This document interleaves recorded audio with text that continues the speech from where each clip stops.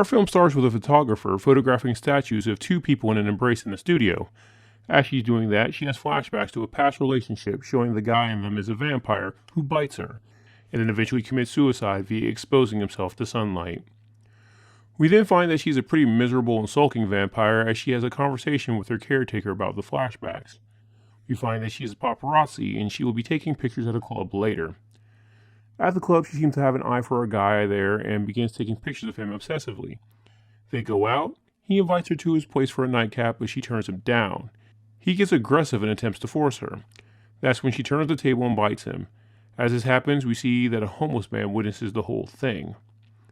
You don't want to do this. Let go of me. You're hurting me. Keep fighting me. You're going to get hurt real bad.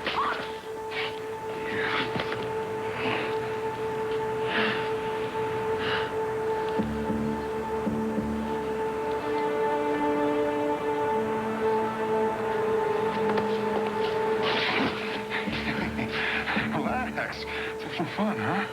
I don't want to hurt you. That's a good girl. I don't want to fight you. Sound like we're going to need that hotel room, huh?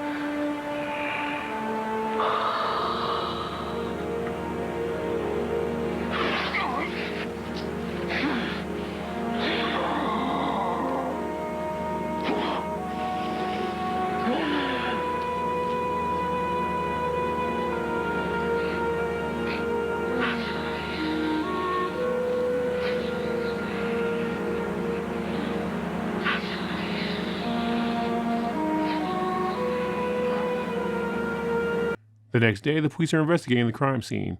We find out that he is one of many victims with the same style of death, involving a knife wound across his neck. The male cop believes it's the work of a serial killer, but the captain wants nothing to do with it for political reasons. Sometime later, the male cop comes across a photographer's picture of the victim in a magazine and puts two and two together that whomever took the picture was probably the last person to see him alive. He then heads to the photographer's exhibit. The detective, whose name is Sean O'Connor, is approached by the photographer, who introduces herself as Rebecca Barnes. He lets her know that he's a detective, and he's there because the guy in one of her pictures was murdered. She volunteers to let him see the shots that she didn't print of him if he comes back the next day. When he gets back to the station, his partner lets him know about a lead. A homeless guy got arrested for shoplifting, who says he was there the night the guy died. He explains that the assailant was a woman, which they don't believe, as a woman couldn't single-handedly kill a guy, and women aren't serial killers. This is a Lifetime movie, after all. Back at her place, Rebecca tells her caretaker about the detective, and he of course worries about her and tells her to be careful. Meanwhile, Connor's partner believes he has more interest in the photographer than the case. O'Connor meets Rebecca at the club, and she hands the pictures over. They begin chatting, which leads to flirting, and then they go for a walk. Just as they're going to kiss, a guy shows up with a gun. He knocks O'Connor out and tries to rob Rebecca. She ends up manhandling the guy, then carries Sean to a cab and takes him to the hospital. At the hospital, she makes up a story that the guy took her purse and ran, and a jogger helped her get into the cab. When he invites her to breakfast, she tells him she can't. They kiss, and she leaves. Back at her place, her caretaker, whose name we now know as Elliot, reprimands Rebecca for risking herself for a guy she barely knows. We then get the backstory that Elliot is actually a scientist who was researching vampires when he came across Rebecca, and that's how he became her caretaker. Eventually, Sean and Rebecca have a date at her place, which includes a montage of her shooting him with her camera before an awkward conversation about pasts. Apparently, this takes forever, as just when they were about to get hot and heavy, the gong on her grandfather clock goes off, warning her of dawn, and she shoos him off, saying that she needs to be alone.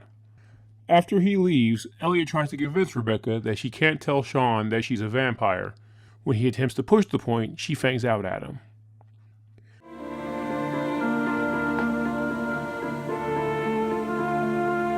He can't know. You have to accept that.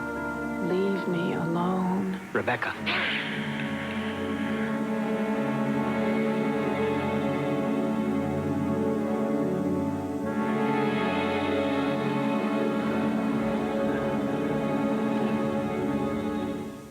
Back at the police station, they're still on the case of the men being found with their throats slashed.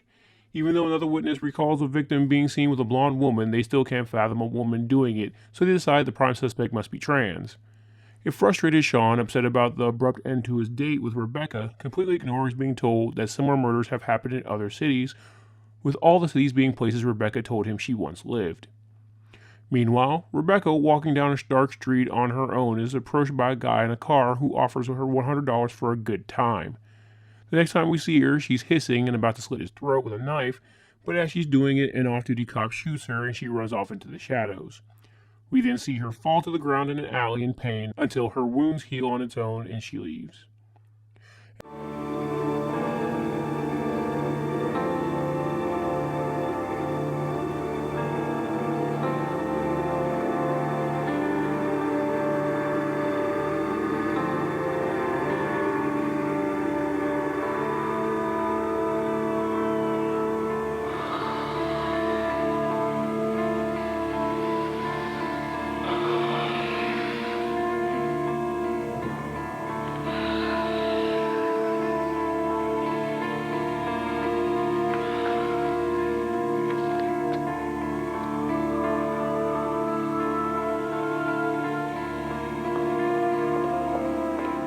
As Sean gets back to his place, Rebecca appears behind him and confronts him.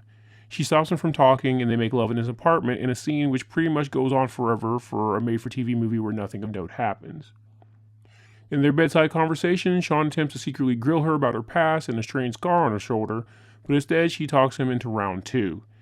She then leaves before dawn using the excuse that she can't sleep in a strange bed. At the crime scene for the newest victim, Sean and his partner are given more clues by the newest witness, the off-duty cop, who verifies the assailant was a woman and that he shot her in the shoulder.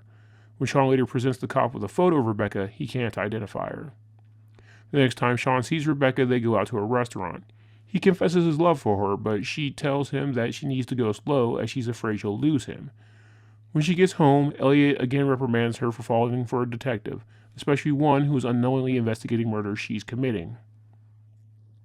At the coroner's office, she tells Sean that he found saliva that somehow heals wounds on the latest victim, and that under closer inspection, the knife wounds were concealing 2 puncture scars.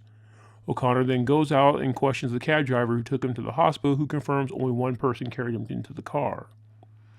When he gets back to his place, Rebecca is waiting for him outside his building, and he invites her up, saying they need to talk.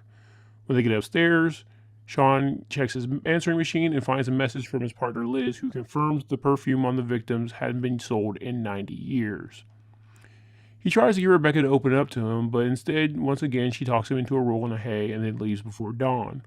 On the way out, she tells Elliot how frustrated she is with not being able to be honest with him. The next night, Rebecca goes out, seemingly to find another victim, but unbeknownst to her, Sean is following her. She heads to a carnival where he sees her talk to a cowboy and they walk off together. He ends up losing her, but then sees the guy's hat fall into some water. After police are called to the scene of the crime, Sean heads back to Rebecca's place, blowing past Elliot, who demands to see a warrant, with Sean telling him he's not there as a cop. After searching it for a bit, he eventually finds the secret door that leads to where Rebecca is laying.